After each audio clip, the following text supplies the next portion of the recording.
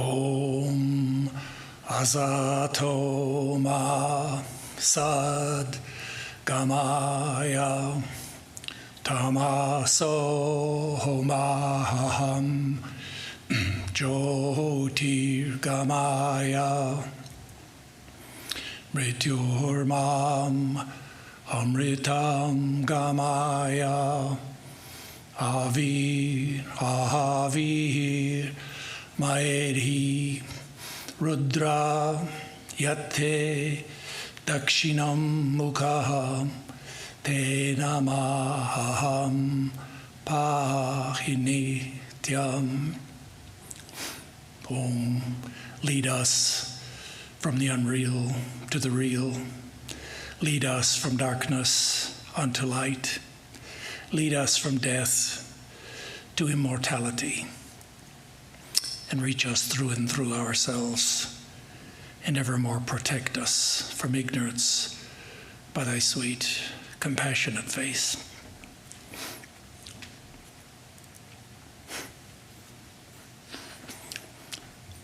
So my subject this morning is Raja Yoga meditation. And our source book is the Yoga Sutras of Patanjali, an eightfold methodology for achieving mental health and moral character and self-liberation. Raja Yoga is called a yoga because it's one of the four great ways to achieve spiritual liberation or moksha. It's called Raja Yoga because it's all about the Raja, that is the Purusha, the king, the inner controller, the ruler of our psyche, our soul. Everything in the universe gravitates towards the soul. And just as in a village, the farmers and the artisans regularly have to pay their taxes. They carry their taxes to the village headman. He takes those taxes and delivers them to the Zamindar. The Zamindar carries all that money to the palace, delivers them to the Prime Minister. The Prime Minister takes them in, lays them at the feet of the king.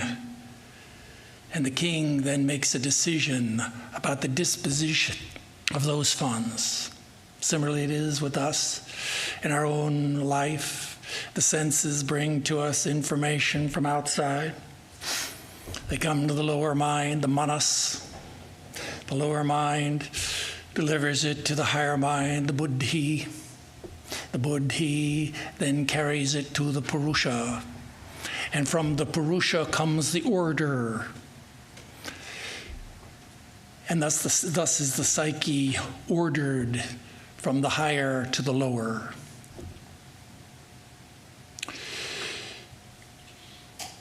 Now this Purusha, the inner controller, the king, well, we have to say that there's a background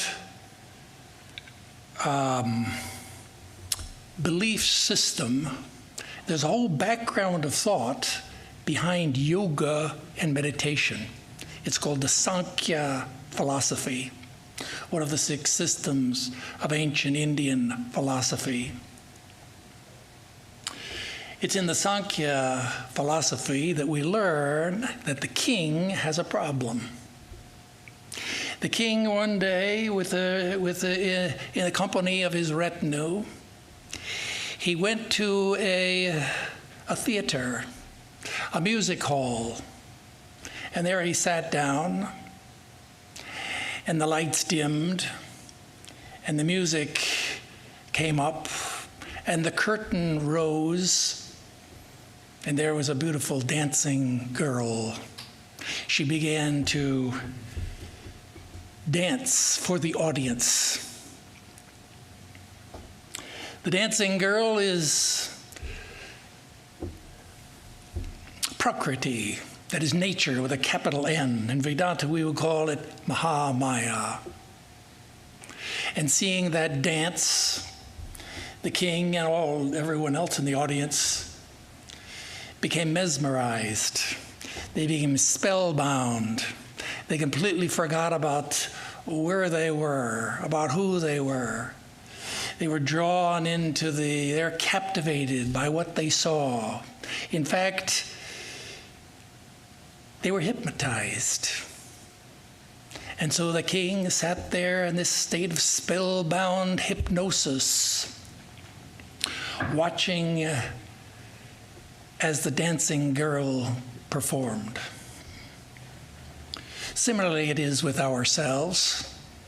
We're in the same situation. We've come into this world, and we've forgotten our true nature. We've been hypnotized by nature and by the world of the senses. We've forgotten who we really are, and thus we have fallen into bondage, not only for a few hours, but for life after life after life. The show goes on, and we get deeper and deeper into our bondage. So the question is, how then can we liberate our soul? How can we liberate the king from his predicament in life after life? Well, the very first steps, according to the practice of Raja Yoga, are yama and niyama. That means two sets of spiritual disciplines and life practices that will establish us in a baseline of good mental health, mental balance, and moral character. All this happens before we can even think about sitting in meditation. Just as when you have a garden, in order to plant a garden and to grow flowers, you have first to remove all the stones and the rocks and the weeds and to fertilize the soil. It's only when the soil is fit for sowing seeds then that we can plant the flowers and expect them to grow. Similarly, it is in spiritual life. That that in order to be successful in the practice of any one of the different yogas, we need to be established in adhikaravada. That means in a basic foundational practices that qualify us as fit disciples. Until the mind is pure, and until we have a certain degree of self-control, we cannot help to focus the mind and to begin Raja Yoga practice. These first sadhanas, these first spiritual practices, are very similar to those practices of Western mysticism. You know how in different forms of Western Christian mysticism, they begin with purgation, with purification, with sanctification, then with contemplation, initiation, and inward focusing in order to realize the one that is the God within. Similarly, it is in this Raja Yoga, we could call it the Hindu a mystic path to enlightenment.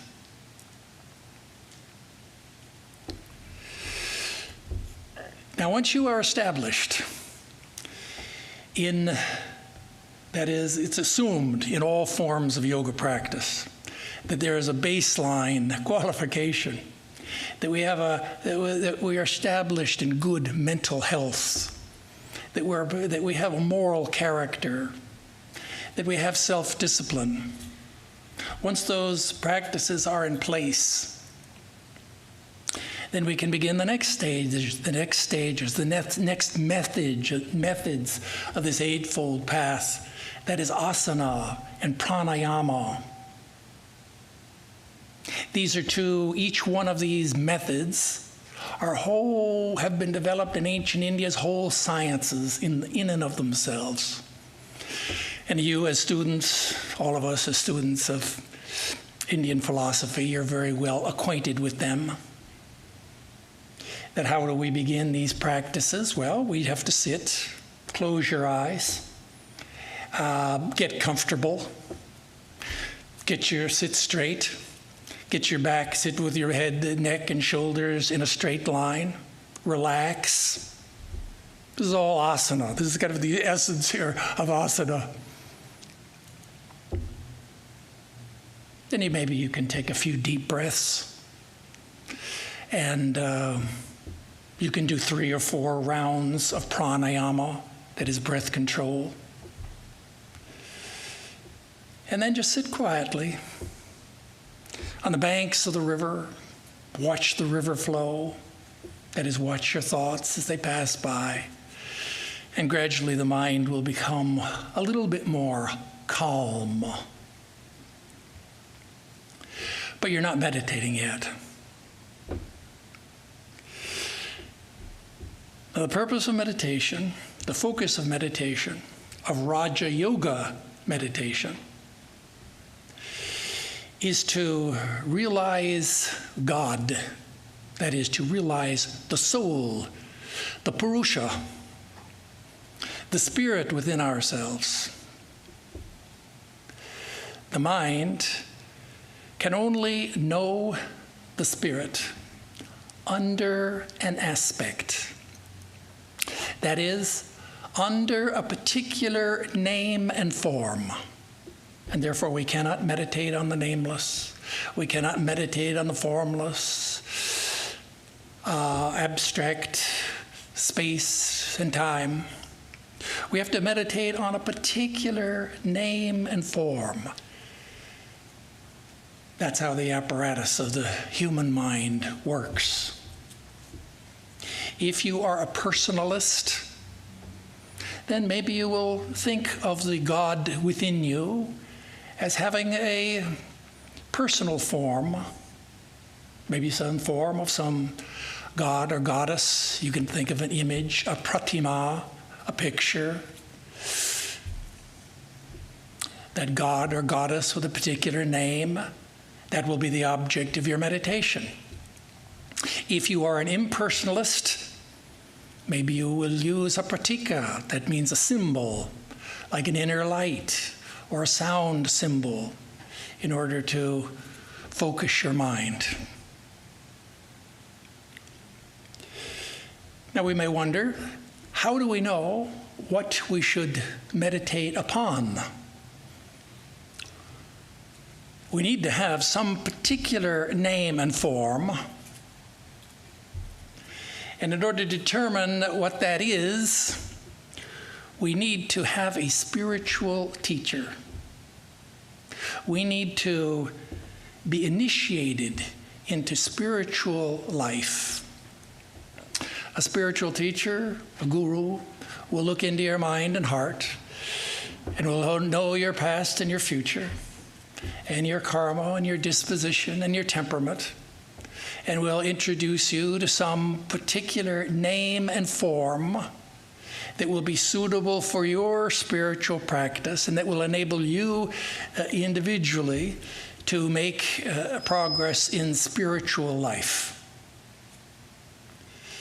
This initiation is a threshold crossing It's characteristic of all forms of mysticism. That is, this is an esoteric practice. You have to get into a lineage and learn how to focus your mind. Now, once you have been given some clear name and form, that is, some object of meditation, then what you need to do is we need to focus our minds upon it. And immediately we're going to find that there's difficulties. That is, the environment will provide us with many distractions. The senses will run outwards to their objects. The mind itself will wander and drift and seek out everywhere else other than the focus of the meditation.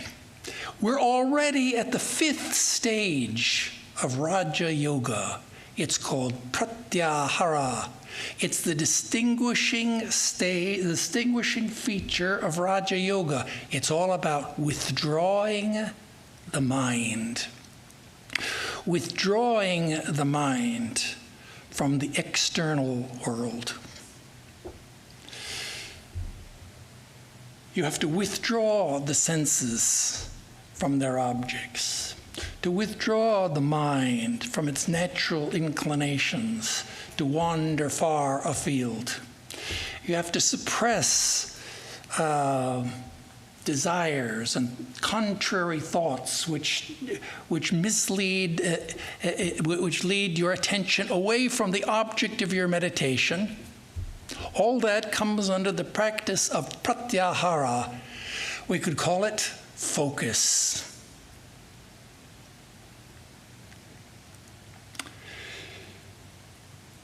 There's an old Buddhist parable about a hunter who went out into the forest and he captured 6 wild animals in their own natural habitat. A snake, an alligator, a bird, a dog, a jackal, and a monkey. And having captured those animals, he brought them back and he tied them each with a rope to a stake that was pounded into the earth at his feet. And the snake immediately began to wriggle and to pull at that rope. He wanted to return to its natural habitat to seek out some anthill. He pulled and pulled at the rope, but he was restrained. And the crocodile also pulled at that rope. He wanted to go back into the pool of water, but he was pulled back. And the bird, too, pulled and pulled at the rope. It wanted to fly into the air, but it couldn't do so. It was restrained. And the dog wanted to run away into the village. It was pulled back by the rope. The jackal wanted to pull away into the cremation ground, but it was restrained by the rope, and it pulled and pulled, restrained back. And the monkey wanted to climb up and swing in the trees. It was pulled back by his rope. And they struggled and struggled until all of those 6 animals, they became subdued. And they remained quietly by the stake, subdued by the rope of the hunter. Similarly, this is pratyahara. This is the practice. We restrain the mind, the outgoing movement of the mind and the senses, to return to the object of our meditation, which is within the cave of our heart. Quietly seated there, we struggle to focus the mind.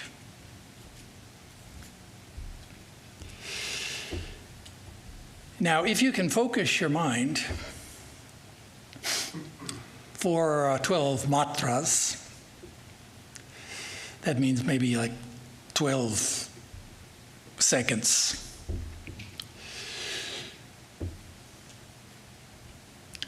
Then you will have achieved some minimal success in the practice of pratyahara. And you will be ready for a more sustained practice, which is the 6th stage of this Raja Yoga meditation. It's called Dharana, concentration.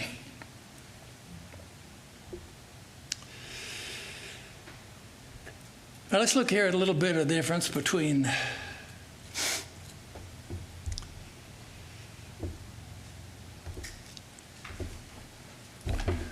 well, we've gone for about 20 minutes. We haven't even begun to talk about meditation yet.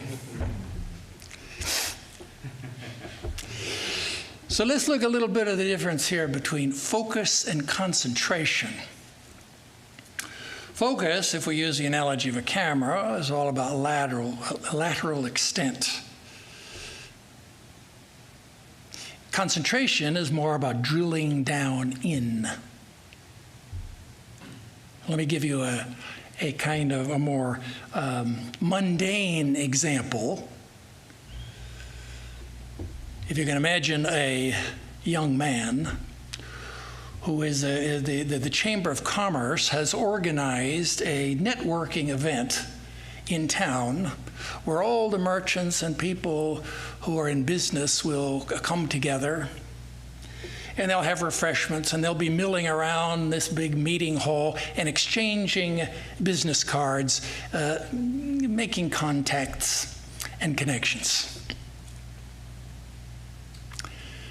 And this young man goes, and he's all alone. He goes into this meeting hall, and there he looks around. He sees 100 people there.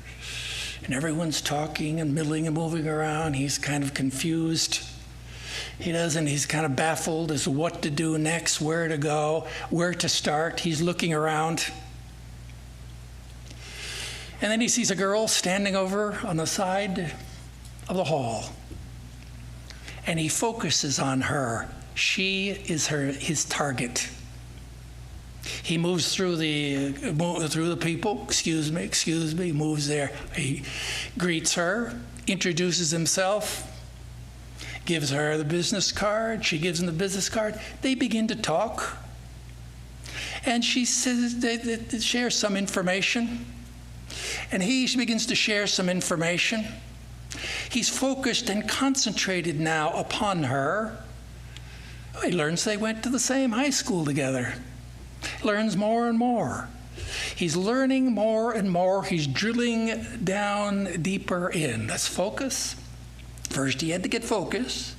He had to locate the target, and then he had to concentrate on it in order to begin to go deeper, making a contact into a connection.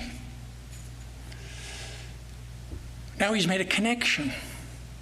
We could call it like concentration. We're talking now about Dharana. The 6th stage in Raja Yoga. Concentration just means sustained focus. Now the mind is like a lens. And with the sun, we know, if you have a piece of paper, you put it on the ground, the sun, the rays of the sun, falling on that paper, more or less in parallel lines, will do little more than to heat the paper. But if you were to put a lens or magnifying glass over that paper, that all of the rays of the sun would be refracted and would beam together at a focal point on the paper, and that focal point would become very hot. In fact, it would begin to burn a hole through the paper. Now, this is the nature of the mind.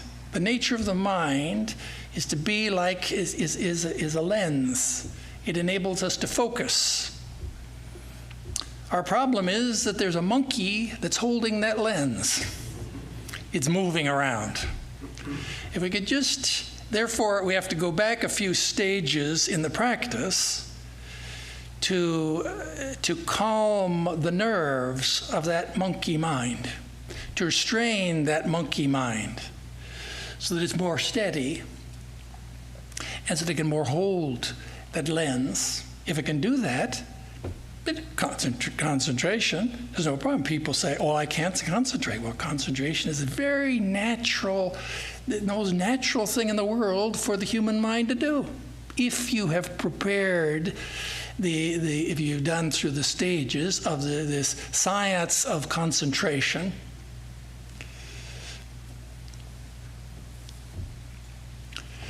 and Dharana, it's called. If you can practice Dharana, that is concentration for 12 matras, and now what we've got here is 12 times 12. If you can do 12 times 12, then you will have achieved success in concentration. But you're not meditating yet. Now let's look at this word meditation. We hear all about, everywhere we go in spiritual circles, we hear talk about meditation. And there are so many different brands of meditation.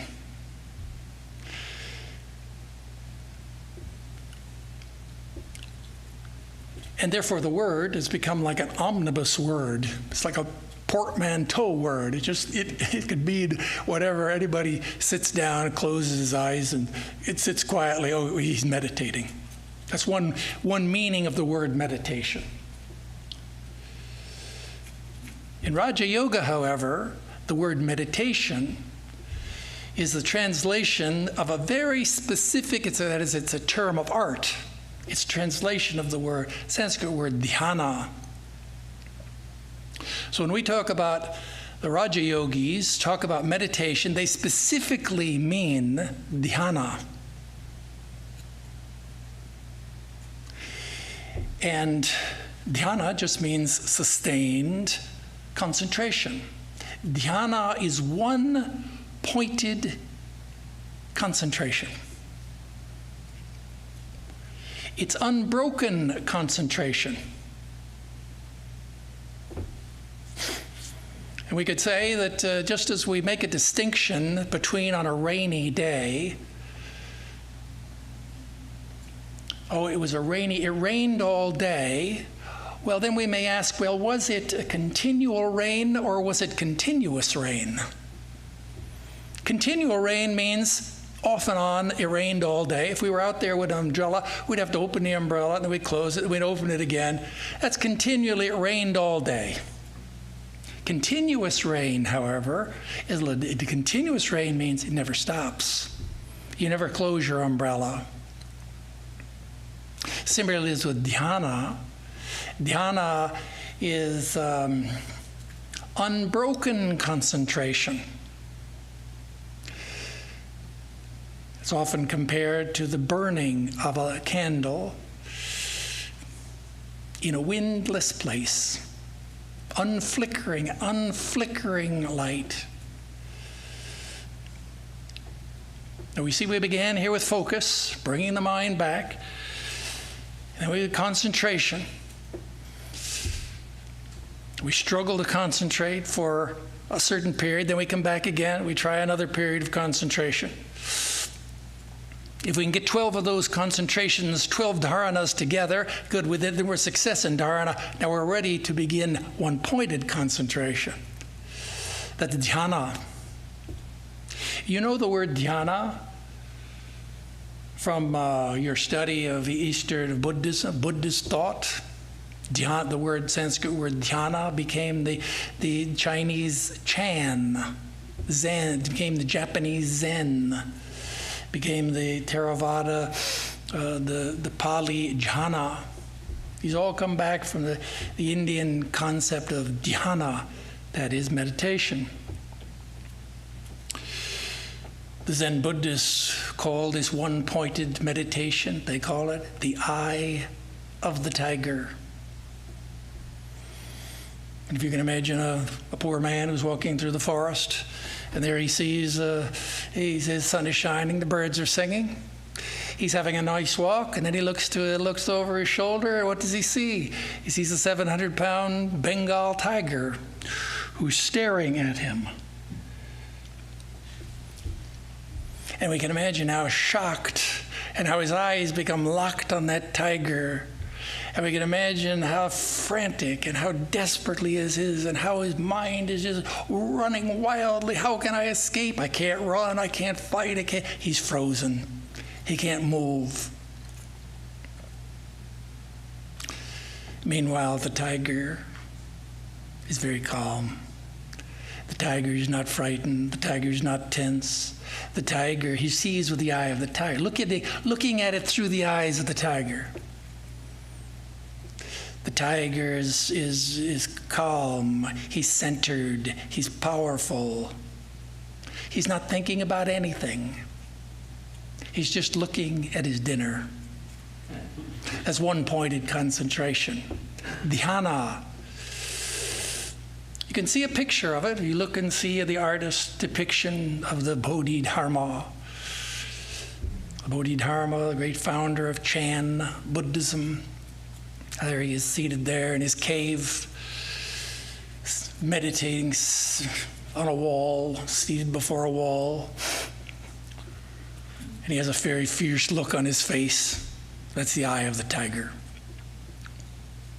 So this is dhyana.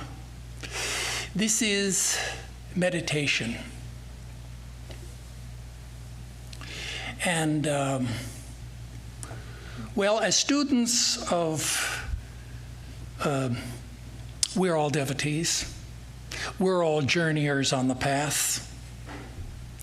And so we can hardly begin to talk here about real meditation. What to speak of the next stage in the Raja Yoga methodology, which is called Samadhi. Now, once you have achieved perfection in meditation, and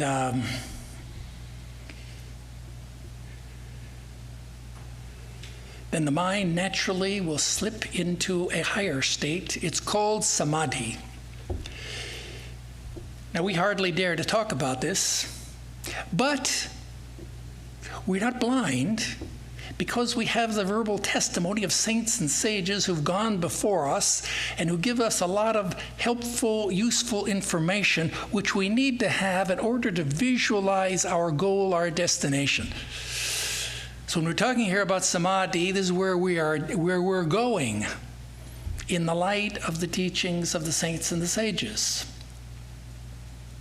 Samadhi just means complete absorption.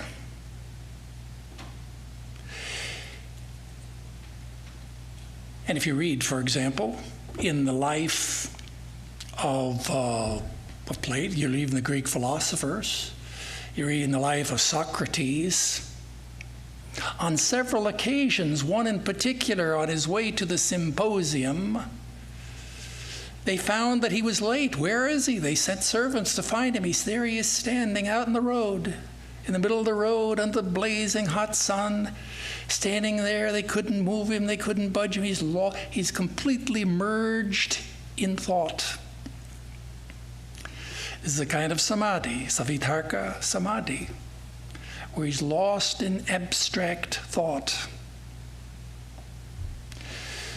And samadhi is oblivious to the external world, We know as students of the Gospel of Sri Ramakrishna how many times Sri Ramakrishna entered into bhava samadhi. That is a heightened emotional excitement and withdrawal. The mind withdrew into this higher state of complete absorption. Samadhi is superconsciousness. Through superconsciousness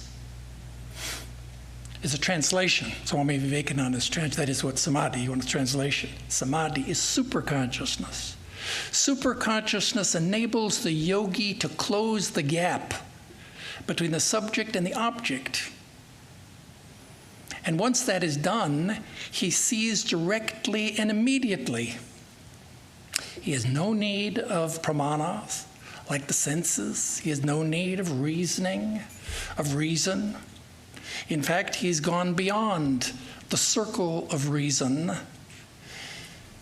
to a higher mode of knowing called intuition. Reason can help us to understand the relation between parts and the whole. Only intuition enables us to grasp the whole and understand the essence of the whole thing. Similarly, as in Samadhi, the yogi does not know through the eyes of the flesh. He is not seeing through the eyes of the mind. He's seeing through the eyes of the spirit. And in the Raja Yoga, it's called the third eye, the Agya Chakra and Kundalini Yoga. That's intuition. Intuition is higher than instinct. It's higher than sense knowledge, higher than rational knowledge. It enables us to grasp the essence of a thing. The Greeks called it gnosis. And in Raja Yoga, it's called yogic perception. You can read about that, Swami Vivekananda, in Raja Yoga. And this samadhi state is also associated with the awakening of the Kundalini. It's only when the Kundalini awakens and enters into the Sushumna that we are capable of yogic perception and samadhi. The samadhi state is the highest level of the mind, is at the highest level of vibration. If we know Prakriti is pradana akasha. Everything is just the vibrations of the prana. And there are different levels of vibration, from the tamasic to the rajasic to the sattvic. The highest level of the sattvic vibration, that is levels of abstract truth and goodness and love and knowledge. This is the state of samadhi. The yogi is at that highest level of vibration, and as a result of which he is in a position of ascendancy over all powers in the universe. He gains the power to control nature, internal and external. And when the yogi returns from this state and comes down to normal consciousness, he will be a transformed person. Maybe he went in a fool, he comes out a sage. He went in an ordinary man, he comes back a saint. Coming back from this samadhi, your whole consciousness is transformed. You become you've accessed a different world.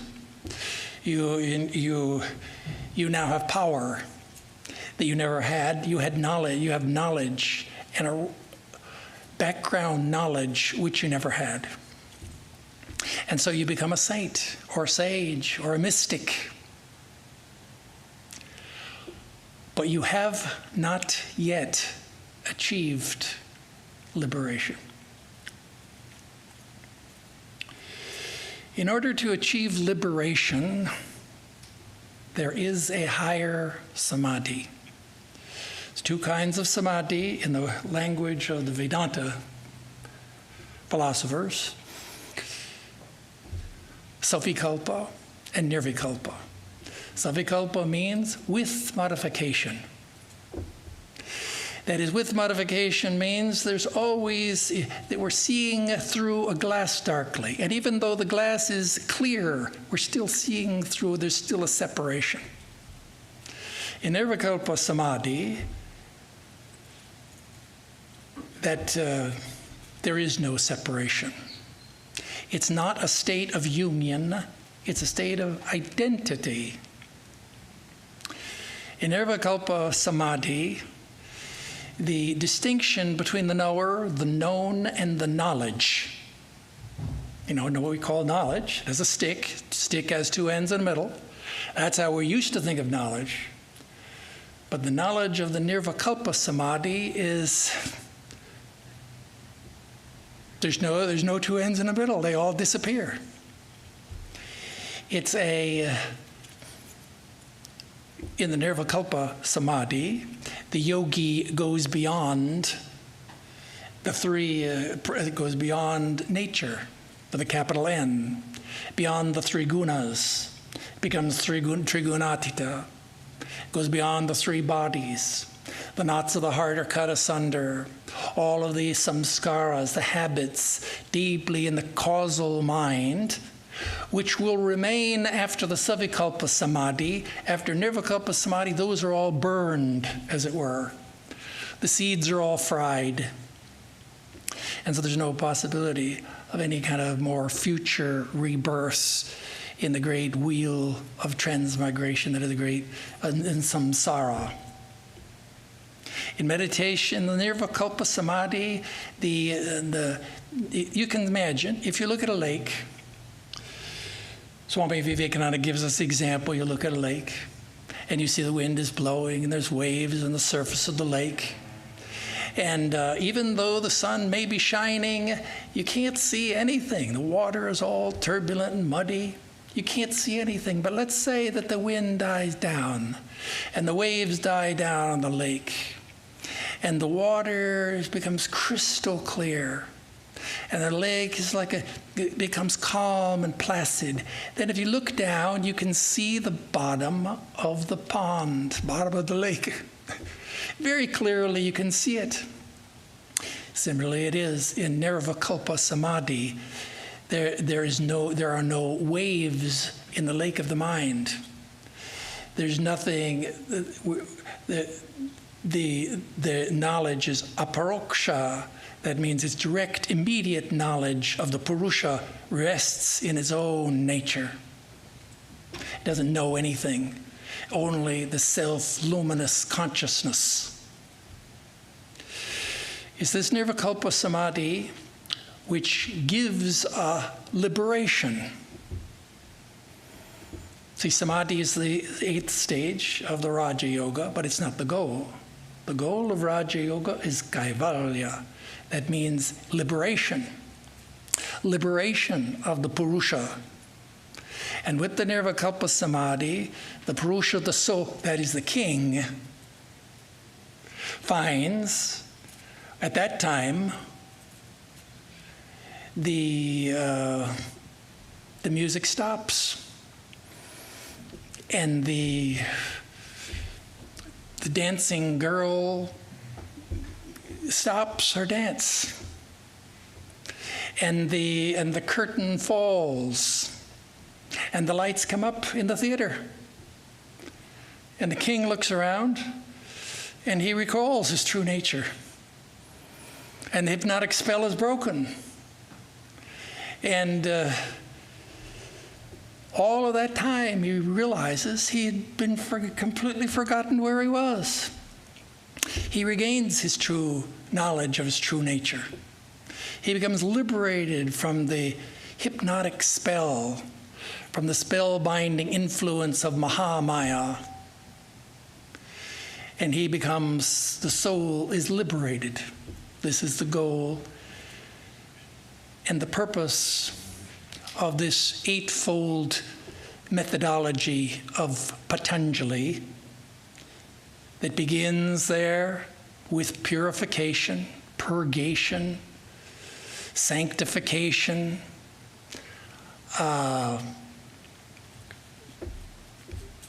breath work, sitting, initiation, focus, concentration, meditation, realization, and finally, liberation.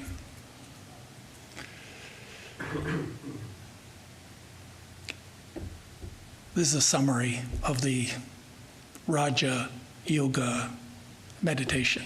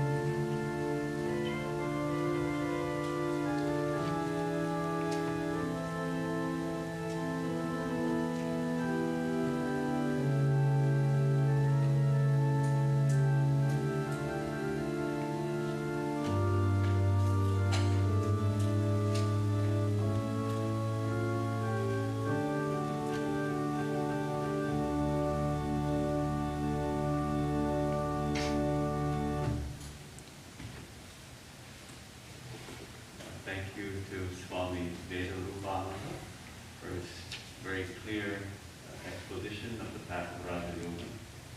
And thanks to all of you for coming. Our speaker next week will be Swami Mahayogananda, and his topic, Silence, O My Soul. And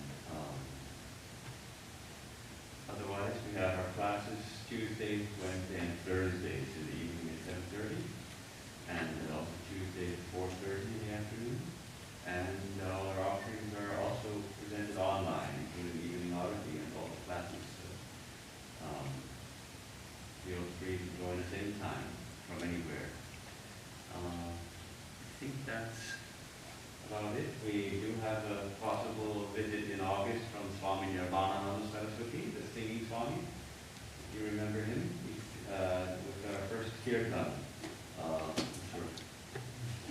After pandemic period has started, so that's scheduled for the 13th of August. So our bookshop is open, and after the talk, the Swami will meet you at the front door. Om Dyo Hoshanti Antariksha